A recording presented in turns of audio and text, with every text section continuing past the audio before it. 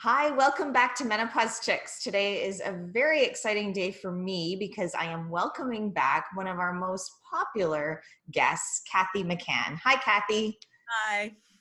First of all, I want to tell everyone who's watching today, you must go to either menopausechicks.com or the private online community on Facebook and look up my last interview with Cathy where we talk about adrenals and the importance of adrenal health. So we won't be talking about that necessarily today because we've got another fascinating conversation to crack open. But I just, again, Cathy, just really wanted to thank you for that. Because it's so important in the perimenopause to menopause transition. Well, thank you so much for having me. I really enjoy being here. And now I've been really looking forward to this because Cathy and I actually had a telephone conversation a couple of weeks ago where I shared with her that 3 years ago, as we were about to launch the private online Menopause Chicks community, I did a survey with my e-subscribers and a few people that followed us on Facebook. And I asked women, what is the topic that they wanted to learn the most about? Or what are the topics that they wanted us to address? And as you may or may not find surprising, the number one topic that came back was weight management. Mm-hmm. Not surprising. It's a popular topic, and it's also a very difficult topic to address in an online community that the conversation can go off in many different directions. And we have people that may or may not be the most qualified handing out weight management advice. So that's challenging as a community moderator. At the same time, I want to meet women where they are, and I want to give them a paradigm shift. I want to give them quality information, access to health professionals such as yourself. But I will tell you, it's been a challenge for me to figure out how to address this topic. So I'm very grateful for you taking the time to join us today. Thank you. Well, let's get into it. So let's get into it. Let's do it. Let's talk about what weight gain around the time of perimenopause and menopause, what it is. Okay. Please. So there is a natural, natural amount of weight gain that you can expect as you get towards the time of actual menopause. So stage 1 of perimenopause, your progesterone starts to fall off. Stage 2, getting towards 45, 50-ish for most women, your estrogen starts to drop off. That's when your body looks for other sources of estrogen other than from your ovaries, right? Mm-hmm. So in our last conversation, we talked about the importance of the adrenals because they make estrogen. But another way that your body makes estrogen is in fat cells. So it is completely and perfectly normal to put on a little bit of weight around the middle. I tell my clients 5 to 10 pounds over whatever your best weight was, your natural weight when you were younger, 5 to 10 pounds. That's what you can expect from your body. And that's perfectly normal and natural. And so, we're not 20 or 25 anymore, and we're not going to have the bodies of a 20 or 25-year-old. And so that's really important message. Yes, you have to accept your body for what it is and to love it for where it's at right now, because you know what, it got you this far. Absolutely. And so being healthy at this age is probably 5 to 10 pounds over what you consider to be your best weight. Perfect. So that's what weight gain in menopause is.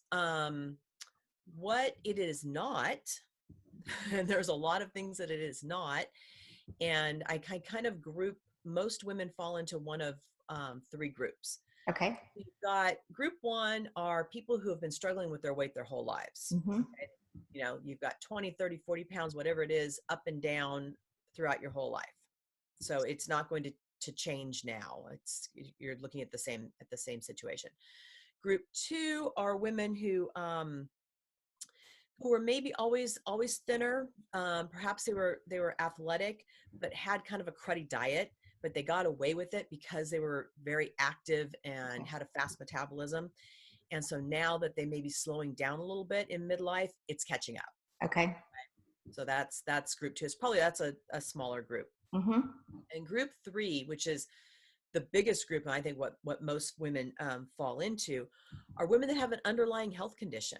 Mm. Because most of what we call symptoms of perimenopause and menopause don't have anything to do with that phase of life. They're underlying health concerns. Right.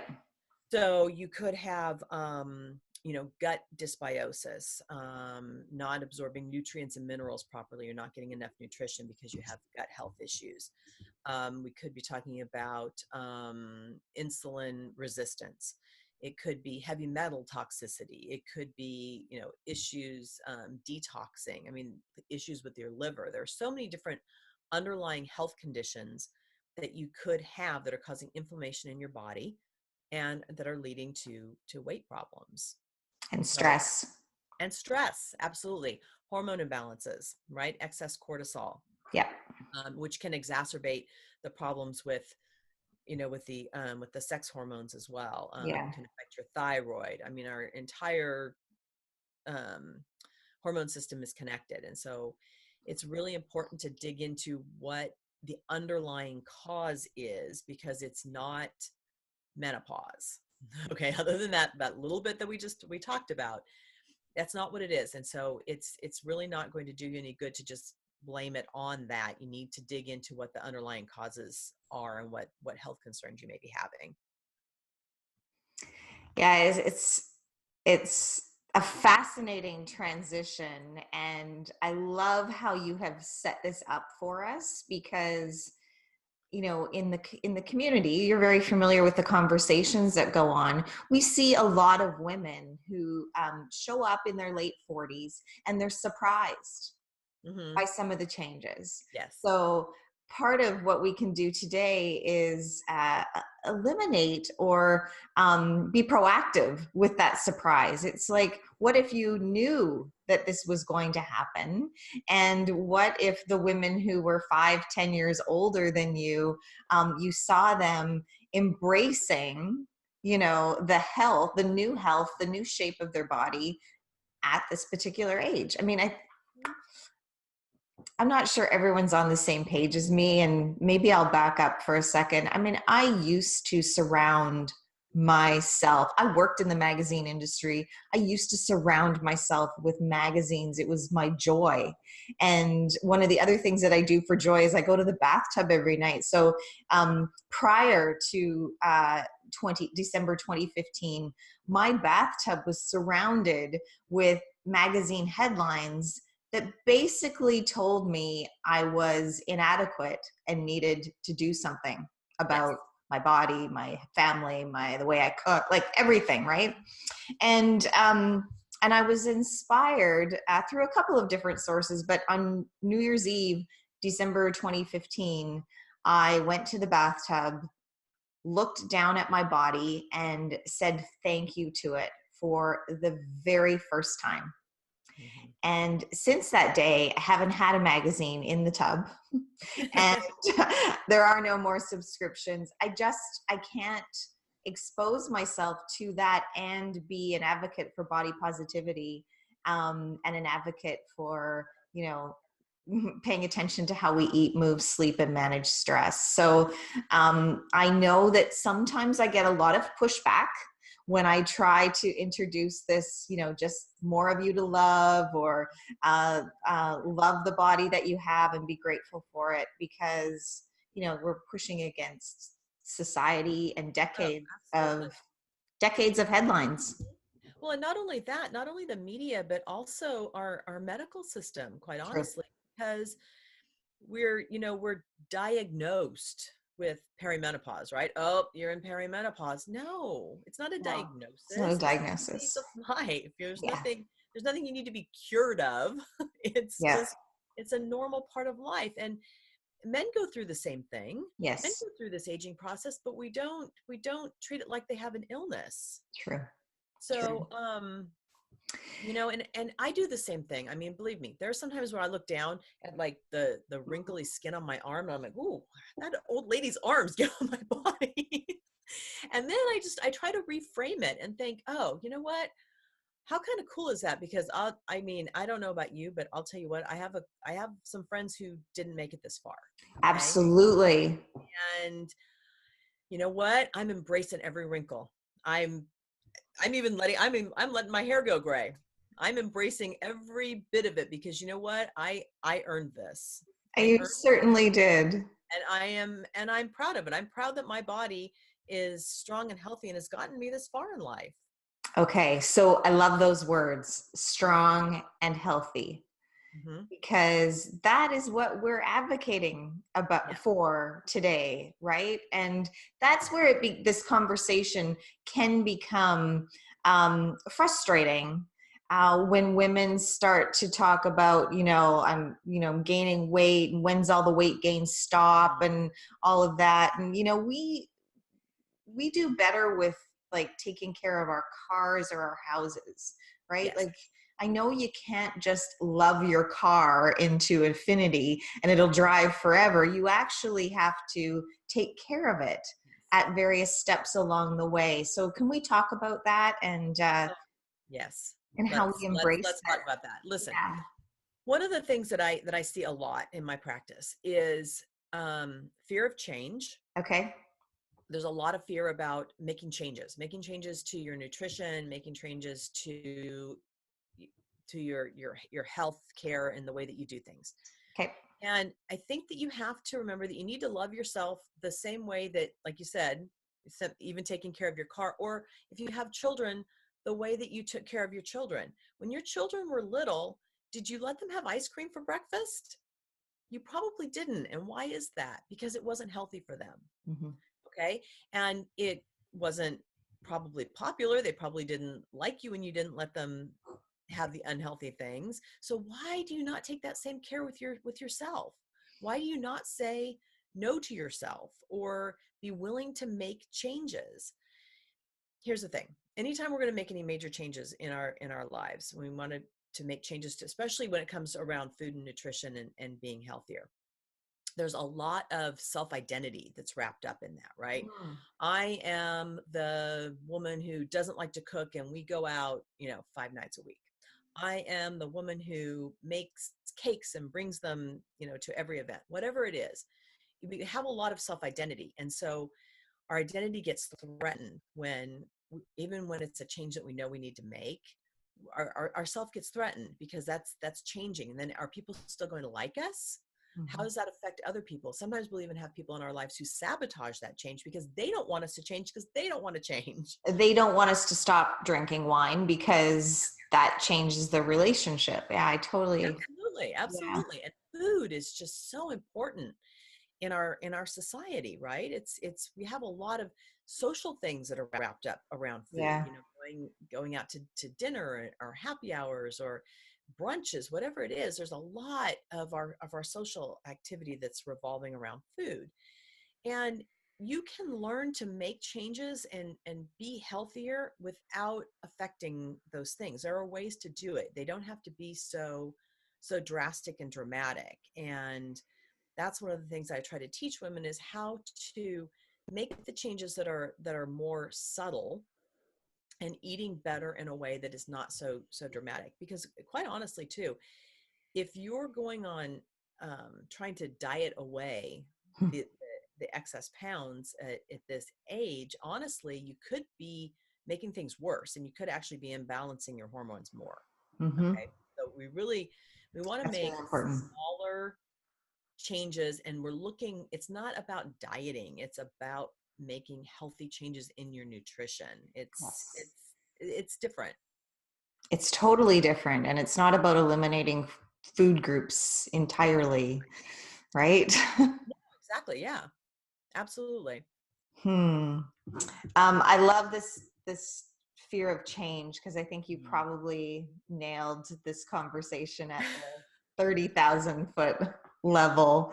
And there's going to be, let's just say, there's going to be half of our listeners today who get exactly what you're saying. You know, it's part of their DNA to shift their nutrition. They crave certain things when they don't have them. They know when they've maybe overindulged. And then there's, let's say, the other half of our listeners right now, who I really want you to speak to for a second, who maybe they've pressed the pause button for a long time. They used to get away with eating, sleeping, not sleeping, not moving, and not really eating optimally. And now they're getting a little tap tap on the shoulder from the universe. Things aren't quite functioning as well as they used to. What do you want to say to those people who are listening today? Okay, so for those women, what I would say is, first of all, tackle one thing at a time. Good advice. I never advise anyone to start a stress management program, a new nutrition program, and a new exercise program all at the same time. And a new relationship and a new job. You're going to fail. Okay. That is just don't do it. Right. One thing at a time. One Small thing at a time. changes. And then what happens is, if you take so you want to start to see some wins, right? So you make a small change. So maybe the first thing is you try to cut back on sugar. Okay. Whatever the thing is for you. Yep. Start to make one small change at a time, and you'll start to feel better. And then that will then encourage you then to add on and start doing more things, so maybe you start out with, you have a green smoothie every morning, for breakfast, and you're going to start to feel the difference of having more vegetables. And then you can start to make other changes and add on a little bit at a time. But whenever we try to do too much at once, that is just a recipe for disaster. That's such great advice. It doesn't work. That is such great advice. And it doesn't apply to just weight management or healthy weight management. It applies to this whole navigating midlife. Yes. Like I wrote a book last year, as you know, and you're mentioned in that book. But you can't just pick up the book and assume it's a magic wand and all will be well. It's the baby steps that you take, and maybe it's like a stair steps, right? One thing and then the next. I love that. And also, what works for somebody else might not work for you. God bless. That is you really need to have enough self-love and interest in your own health to investigate what your own health issues are and address your individual needs. We're all bio-unique. What works for somebody else might not work for you. And so you really need to find out what's going on with you and address those specific issues, and not just, start throwing things at the wall to see what might work. Okay, if you're watching this video, I want you to rewind like 15 seconds and listen to what Cathy just said again. Because if you're inclined to sign up for the latest diet that has a name in front of it, or if you're inclined to take your neighbor's advice, listen to what Cathy just said again. Especially when you're in perimenopause, because of the hormone changes, you really need to know what's going on. I really recommend that every woman get some hormone testing done and find out exactly what's going on with you. Because every imbalance is not the same. You could have, estrogen dominance, or you could be low in estrogen, or it could be that you're producing enough hormones, but you're having problems disposing of them. Yeah. Okay. Because your hormones we don't just produce the hormones and then they circulate in our body forever. We produce the hormones, we use them, and then they have to be detoxed. And so some women have trouble with the detoxing. So it's a lot of complicated issues with regard to your hormones. And just because you're having the same symptoms as your friend doesn't mean that the same thing's going on in your body.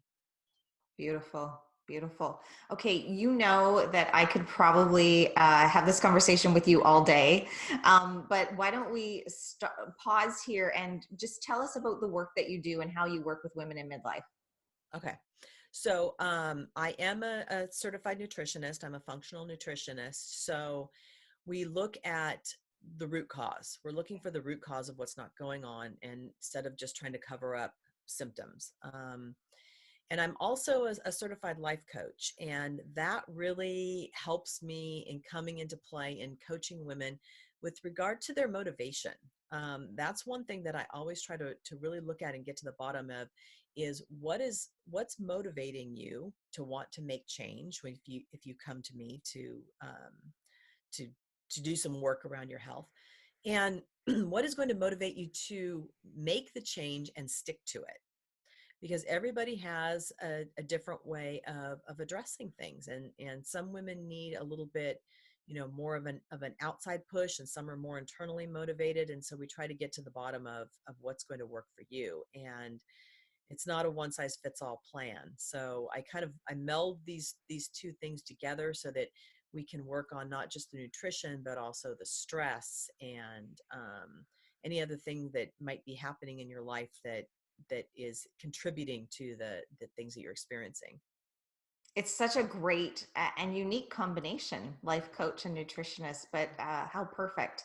And my recommendation is for women, for all of us, myself included, because I need to hear this as well, that we give ourselves the permission slip to say, I need support, right? Yes. I need to build a health team that's going to work with me and my own individual needs on this. Yes, absolutely. And Okay, we're going to, we need to we need to accept that we're worth it, yes, and that it's our time. Most women have spent all of their lives up until this point taking care of other people. giving. Yeah. It's our time now, and we need this extra attention on ourselves. Absolutely. Okay, Cathy, we're going to put all of your contact information Okay. up here. One final thought that you would like to share with women around the topic of weight management in perimenopause and menopause. Okay, so the final thought is, again, your body is different now, and even if you have the same weight that you might have 20 years ago, it's going to be distributed differently. Okay, our bodies are different now, and I think that the healthiest thing you can do for yourself, but both physically and mentally, is accept and embrace that change, and be happy that your body has gotten you this far. Our bodies are very intelligent, miraculous things, and if you give it the attention and nutrition and everything that it needs to be healthy, it will self-correct and take care of you for a long time. So good to speak with you today. Thank you so much for this time, as well as all that you contribute to the Menopause Chicks private online community. I really, really want to Thank you. let you know how grateful we are. Thank you. I'm grateful for you as well. Thank you so Okay, much. take care. Okay, bye. Bye.